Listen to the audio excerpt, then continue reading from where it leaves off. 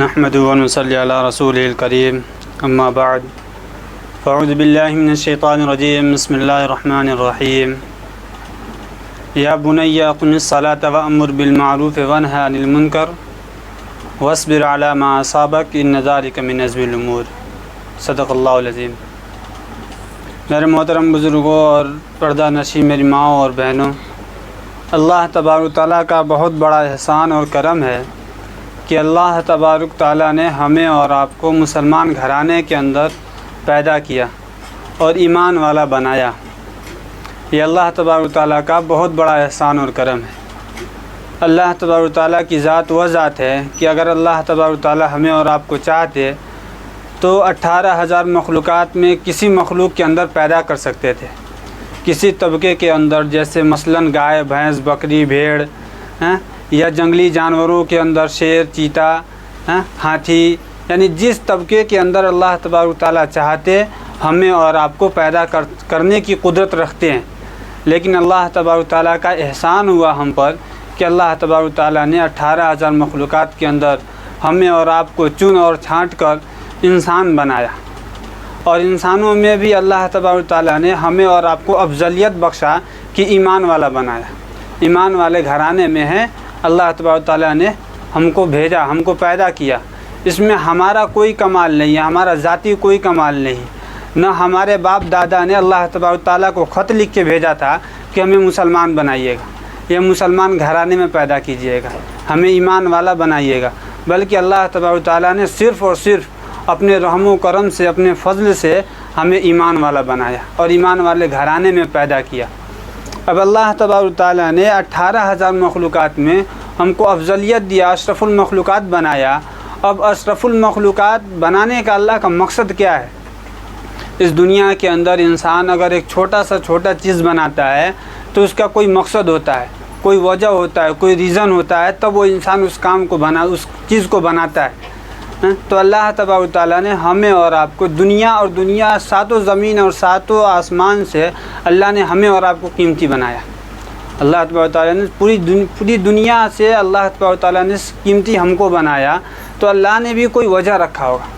کسی وجہ کے بنا پر اللہ تبارک تعالیٰ نے ہمیں اور آپ کو خلق کیا، بنایا ہے۔ اللہ تبارک تعالیٰ نے ہمیں اور آپ کو بنانے کا مقصد جو ہے یہ قرآن کے اندر بیان فرمایا ہے، وَمَا خَلَقْتُ الْجِنَّ وَالْإِنسَ إِلَّا لِيَعْبُدُونِ، کہ ہم نے انسان اور جنات کو صرف اپنی عبادت کے لیے پیدا کیا۔ اللہ تبارک تعالیٰ کا ہمیں اور آپ کو اس دنیا کے اندر پیدا کرنے کا مقصد صرف اپنی عبادت ہے، کہ دوسری جگہ اللہ تبارک تعالیٰ قرآن کے اندر کہتے ہیں لا نسألک رزقا نحن نرزقک والعاقبۃ للتقویٰ، کہ ہم تم سے رزق کا سوال نہیں کرتے ہیں، ہم تم سے روزی نہیں مانگتے ہیں، ہم تم سے کھانا نہیں مانگتے، ہم تم سے دنیا کی اشیاء اور دنیا کے عیش و آرام کی چیز نہیں مانگتے ہیں، بلکہ رزق دینے کی ذمہ داری ہماری ہے۔ رزق ہم تم کو دیں گے، تم اللہ تبارک تعالیٰ کی بندگی اور پرہیزگاری کو اپناؤ، تم دنیا کے اندر پرہیزگاری اپناؤ، اللہ تبارک تعالیٰ کی بتائے ہوئے اور نبی پاک صلی اللہ علیہ وسلم کے عمل کیے ہوئے طریقے کو اپنی زندگی کے اندر لاؤ۔ یہی ہمارے اور آپ کے دنیا میں آنے کا صرف یہی مقصد ہے۔ نہیں تو اللہ تبارک تعالیٰ کی قدرت بہت عظیم الشان ہے۔ دنیا کے اندر چینٹی سے لے کے ہاتھی تک پیدا کرنے والا اللہ ہی تبارک تعالیٰ کی ذات ہے۔ ذرے سے لے کر پہاڑ تک بنانے والی ذات جو ہے وہ اللہ ہی تعالیٰ کی ہے۔ انسان کے جسم کے ایک عضو بھی انسان کے جو اپنے طاقت کے اندر نہیں ہے۔ ناخن ایک چھوٹی سی چیز ہے انسان کے جسم کے اندر، انسان اسی کی مثال لے لے کہ جتنا ناخن مردہ ناخن ہے اس کو انسان کاٹتا ہے تو تکلیف نہیں ہوتی، لیکن اگر زندے ناخن کی طرف اگر تھوڑا سا چبھ جائے تو انسان کی جیسے چیخ نکل جاتی۔ انسان اسی سے دیکھ لے کہ اللہ تبارک تعالیٰ نے انسان کے اندر کیا کاریگری کی، کیا بنایا انسان کے اندر۔ اللہ تبارک تعالیٰ نے پوری دنیا کا نچوڑ انسان کو بنا دیا، پوری دنیا کا نچوڑ اللہ تبارک تعالیٰ نے انسان کے اندر ڈال دیا۔ اس دنیا کے اندر پہاڑ بھی ہے، اس دنیا کے اندر جنگل بھی ہے، اس دنیا کے اندر جانور بھی ہے، حیوانات ہیں، نباتات ہیں، اس دنیا کے اندر آسمان، زمین، یہ پورا سسٹم جو ہے یہ اللہ تبارک تعالیٰ نے ایک انسان کے سانچے کے اندر ڈال دیا ہے۔ یہ دیکھنے میں بڑی وسیع چیز دنیا لگتی ہے، لیکن جب اس کو بند کیا جائے تو اللہ تبارک تعالیٰ نے ایک 5 فٹ کے آدمی کے اندر پوری دنیا کو اللہ تبارک تعالیٰ نے ڈال دیا ہے۔ مثلاً دنیا کے اندر اگر دیکھا جائے تو سائنسدان کے قریب بتایا جاتا ہے کہ چاند جو ہے یہ دنیا سے 7 لاکھ میل دور پہ ہے، 7 لاکھ میل دور پہ یہ جو ہے چاند ہے اس دنیا سے، ہاں۔ لیکن اللہ تبارک تعالیٰ نے لیکن وہاں جانے کی لوگوں نے سوچ رکھا تو وہاں پہنچ گئے، وہاں وہ پہنچ گئے، اور اللہ تبارک تعالیٰ نے اب دنیا کے انسانوں کے اندر جو ہے اپنی مطابقت بتایا ہے۔ انسانوں کے اندر دنیا نے اپنی مخلوق، اب دنیا کی چیزوں کو انسانوں کے اندر اللہ نے پیدا کیا۔ جیسے آسمان سے بارش ہوتی ہے، اس کی مثال انسان لے لے، گرمی کے موسم میں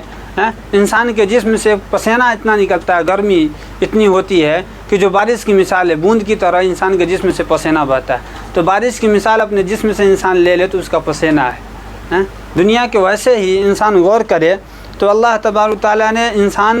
دنیا کے اندر اللہ تبارک تعالیٰ نے جنگل بنائے۔ جنگل کی مثال انسان اپنے سر سے لے لے کہ جنگل کہیں گھنا جنگل ہوتا ہے، کہیں دوری دوری پہ پیڑ پودے جو اگتے ہیں، اور دنیا ہی کے اندر کوئی ایسی بھی جگہ ہے جہاں کوئی کھر پات، کوئی پیڑ پودا کچھ نہیں اگتا ہے۔ تو انسان اپنے جسم سے دیکھ لے کہ گھنے جنگل کا مثال جو انسان کا سر ہے، انسان کے سر کے اندر اللہ تبارک تعالیٰ نے جو بال دیا ہے کتنا گھنا ہوتا ہے، اور وہی انسان کے جسم کے باقی عضو پہ، ہاتھ پہ، پیر پہ جو بال جمتے ہیں وہ کتنے پھیلے پھیلے دوری دوری پہ ہیں، اور انسان کے جسم میں ہی مثلاً ہتھیلی پہ بالکل بال نہیں ہوتا۔ تو یہ دنیا کی مثال ہے کہ دنیا میں کہیں جو ہے بہت زیادہ گھنے جنگل ہوتے ہیں، کہیں دوری دوری پہ پیڑ پودے جمے ہوتے ہیں، اور کہیں بالکل جو زمین زرخیز ہوتی ہے اس پہ بالکل ہی نہیں جمتے ہیں۔ تو یہ دنیا کی مثال ہے۔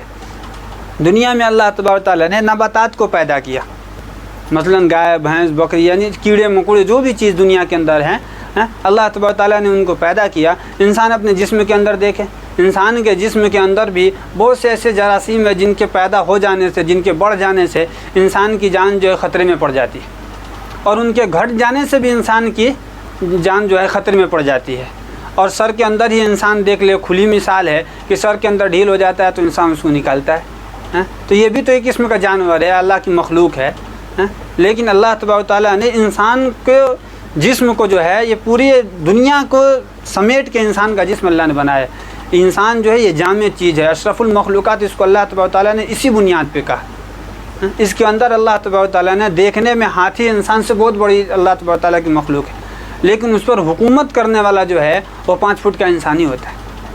اگر ہاتھی جو ہے اللہ تبارک تعالیٰ کی بہت بڑی مخلوق ہے، لیکن اس پر حکومت کرنے والا جو ہے وہ 5 فٹ کا انسانی ہوتا ہے، اس کو چلانے والا۔ اونٹ ہے اس طریقے سے بہت بڑا جانور ہے، اس کا اگر ایک پیر انسان کے بدن پہ پڑ جائے تو انسان کے اندر کا سارا سسٹم باہر آ جائے، لیکن اس پہ حکومت کرنے والا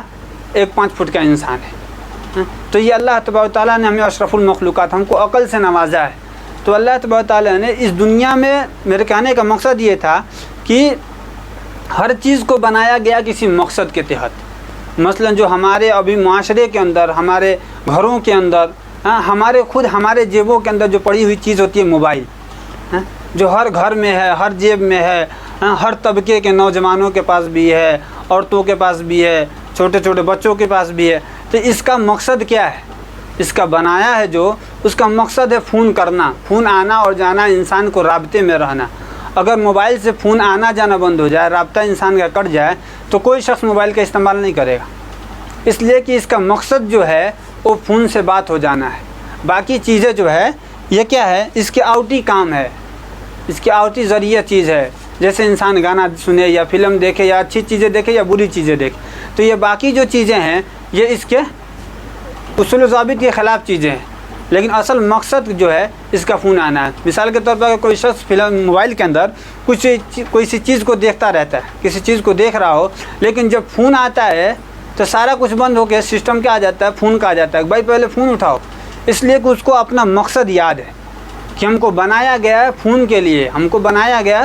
بات کرنے کے لیے، رابطے کے اندر رہنے کے لیے۔ ہم کو اس کے لیے نہیں بنایا گیا کہ ہم سے کوئی، مطلب ہمارا مقصد یہ نہیں ہے، ہمارا مقصد جو فلم دیکھنا نہیں، ہمارا مقصد کیا ہے کہ فون سے بات ہو جائے۔ تو اپنے مقصد کو اس موبائل نے یاد رکھا ہے تو اس دنیا کے اندر کامیاب ہے۔ تو اللہ تبارک تعالیٰ نے ہمیں اور آپ کو دنیا کے اندر بھیجا تو مقصد کے تحت بھیجا۔ وما خلقت الجن والانس الا لیعبدون، کہ ہم نے انسان اور جنات کو اپنی عبادت کے لیے پیدا کیا ہے۔ تو ہم نے اپنے رب کو بھلا دیا، اپنے رب کے فرمان کو بھلا دیا، اپنے رب کے حکم کو بنا دیا، اپنے نبی پاک صلی اللہ علیہ وسلم کی زندگی کو بلا دیا تو ہم ناکام ہیں۔ اگر ان محمد صلی اللہ علیہ وسلم کی زندگی کو اپنی زندگی کے اندر ہم داخل کر لیں تو ہم کامیاب ہو جائیں گے۔ اسلام جو ہے اسی کا نام ہے، ماننے کا نام اسلام ہے کہ انسان مان لے۔ جیسے کہ دنیا کے اندر کیا ہے کہ انسان جو ہے فائدے کی طرف متوجہ ہوتا ہے، لیکن ایمان کیا کہتا ہے کہ اللہ کے حکم کو مان کے چلو۔ مثال کے طور پر قرآن کے اندر اللہ تبارک و تعالیٰ نے ارشاد فرمایا یمحق اللہ الربا ویربی الصدقات، کہ بیاج سے جو ہے، ربا سے جو ہے یہ دولت کم ہوتی ہے اور صدقہ سے بڑھتی ہے۔ لیکن ہماری عقل کیا گواہی دیتی ہے کہ اگر ہمارے مثال کے طور پر ہمارے پاس اگر 100 روپیہ ہے اور ہم نے کسی کو بیاج کے طور پہ دے دیا تو مہینے بعد یا سالوں بعد جب ہم اس سے لیں گے تو ہم کو 110 روپیہ دے گا بیاج جوڑ کے، تو ہماری نظر کیا کہتی ہے کہ ہمارا 10 روپیہ اس سے بڑھ گیا۔ اور صدقہ کے طور پہ دیکھ لیجئے کہ اگر ہمارے پاس 100 روپیہ ہے، ہم نے 10 روپیہ اس میں سے کسی کو دے دیا تو اب ہماری عقل کیا کہتی ہے کہ اب ہمارے پاس 90 روپیہ بچا، 10 روپیہ ہمارا خرچ ہو گیا۔ تو یہ اصل بات ہے کہ عقل کو نہ چلاؤ بلکہ اللہ کے حکم کو مان لو۔ اللہ کے حکم کو مان لینے کا نام ایمان اور اسلام ہے کہ اللہ کے حکم کو ہم نے مان کے اپنی زندگی بسر کی تو ہم نے ایمان کو اپنایا، اور اللہ کی نہ مان کے ہم نے زندگی بسر کی تو اللہ کے حکموں کو ہم نے توڑا۔ تو مان لینے کا نام ایمان ہے، مان لینے کا نام دین ہے، مان لینے کا نام جو ہے یہ صحابہ اکرام کے زمانے میں، صحابہ لوگ کے محمد صلی اللہ علیہ وسلم کے زمانے میں کافر ایمان کیوں نہیں قبول کرتے؟ مشرک جو تھے وہ ایمان کیوں نہیں قبول کرتے تھے؟ اس لیے کہ وہ جانتے تھے کہ جب اس دین کے اندر ہم آ جائیں گے تو ہم کو ماننا پڑے گا۔ آج ہم جو کر رہے ہیں، کھلے عام کر رہے ہیں، گناہ کر رہے ہیں، یہ سود بیاج کا جو ہم کام کر رہے ہیں، کاروبار کر رہے ہیں، یہ سب بند کرنا پڑ جائے گا ہم کو۔ جو ہم شراب پی رہے ہیں یہ بند کرنا پڑ جائے گا، جو ہم بیاج کھا رہے ہیں وہ ہم کو بند کرنا پڑ جائے گا۔ تو ان سب چیزوں کے ڈر سے وہ ایمان نہیں قبول کرتے تھے، نہیں تو وہ بھی جانتے تھے کہ محمد صلی اللہ علیہ وسلم کیا ہے، وہ سچے نبی ہیں، سچے رسول ہیں۔ وہ پوری زندگی محمد صلی اللہ علیہ وسلم نے سچ بولا۔ جب اللہ کے نبی پاک صلی اللہ علیہ وسلم کو نبوت ملی تو اللہ کے نبی پاک صلی اللہ علیہ وسلم نے ایک جگہ جمع کیا جہاں پہ ایک گھنٹی لگی ہوئی تھی، اور پوری مکہ کے لوگوں کو جب وہ گھنٹی ہلائی جاتی تھی تو ایک جگہ سب لوگ جمع ہو جاتے تھے۔ تو محمد صلی اللہ علیہ وسلم نے اس جگہ پہ جا کے اعلان کرایا اور سب لوگ جمع ہو گئے، اور کہا کہ دیکھو اگر میں تم سے یہ کہوں کہ اگر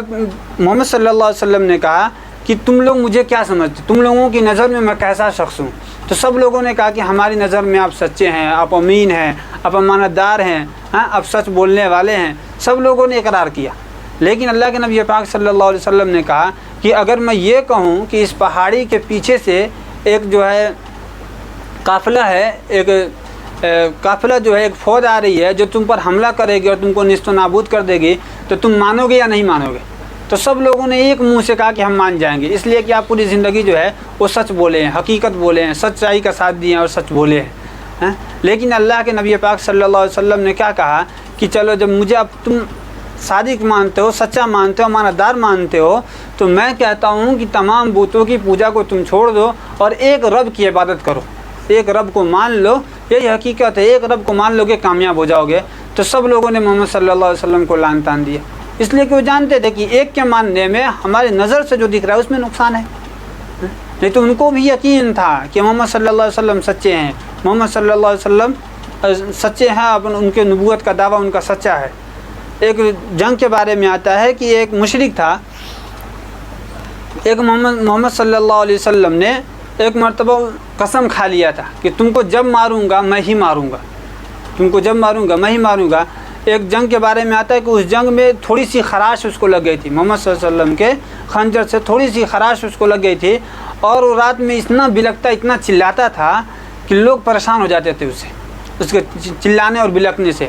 تو اس کے دوست احباب پوچھتے تھے کہ تم کو چھوٹی سی خراش لگی ہے، چھوٹا سا چھلا گیا ہے، تو اتنا تم چلاتے ہو، اتنا بلکتے ہو؟ تو کہا تم جانتے نہیں ہو میں مروں گا اسی مرض کی وجہ سے، میں مروں گا اسی چھلانے کی وجہ سے، اس لیے کہ محمد صلی اللہ علیہ وسلم نے ایک مرتبہ قسم کھایا تھا کہ تم کو میں ہی ماروں گا، اور جب محمد صلی اللہ علیہ وسلم نے کہہ دیا تو وہ حقیقت ہے، وہ ہو کے رہے گا۔ تو مشرکوں کو بھی اتنا یقین تھا، لیکن آج ہم ایمان والے ہیں، ایمان والے ہونے کا دعویٰ کرتے ہیں، جھوٹی زبان سے کرتے ہیں، کہتے ہیں کہ ہم سچے ہیں، لیکن ہمارا زبان جو ہے یہ جھوٹا ہے، کہنے کو ہم مسلمان ہیں، نہ ہمارا کھانا، نہ ہمارا پینا، نہ اٹھنا بیٹھنا چلنا پھرنا سب ہمارے نبی کے بتائے ہوئے طریقے کے خلاف ہے۔ تو ہمارے آج کی جو مجلس ہوئی ہے، ہم جس مقصد کے تحت بیٹھے ہیں، یہ ہمارا مقصد صرف اتنا ہی ہے، نہ میں کوئی عالم ہوں، نہ کوئی میں مفتی ہوں، اور نہ مجھے کوئی علم کا انبار میرے پاس ہے۔ بس میں ایک چھوٹا سا طالب علم ہوں، میں جو پڑھا اور جو سیکھا اپنے بڑوں سے وہی میں آپ لوگوں تک پہنچانا چاہتا ہوں کہ ہمارا مقصد صرف یہ ہے کہ ہم پورے معاشرے کو تو تبدیل نہیں کر سکتے، پورے معاشرے کو تبدیل کرنا ہمارے بس کی بات نہیں ہے، یا پورے حکومت کو بدل کے رکھ دینا یا پوری دنیا کو بدل کے رکھ دینا ہمارے بس کی بات نہیں ہے، لیکن اپنا گھر ہم بنا سکتے ہیں اگر ہم کوشش کریں تو۔ ہماری بہن، ہماری بیٹی، ہماری ماں، ہماری پڑوس والے یہ چاہیں تو سیدھے راستے کو سیکھ لے کہ ہمیں زندگی بسر کیسے کرنا ہے۔ کم سے کم ہر انسان کو طلب العلم فریضۃ علی کل مسلم و مسلمۃ، کہ ہر انسان کو، مرد اور عورت کو اتنا علم حاصل کرنا فرض ہے کہ جس سے انسان کے اندر پاکی اور ناپاکی کی تمیز پیدا ہو جائے، جس سے انسان حرام اور حلال کو جان جائے کہ کیا چیز ہمارے لیے صحیح ہے اور کیا غلط ہے۔ تو اسی مقصد کے تحت ہم نے یہ بیٹھک کا، یہ انجمن کا ہم نے شروعات آج کیا ہے۔ اللہ تبارک و تعالی ہمیں اور آپ کو کہنے سننے سے زیادہ عمل کی توفیق عطا فرمائے۔ وآخر دعوانا الحمدللہ رب العالمین۔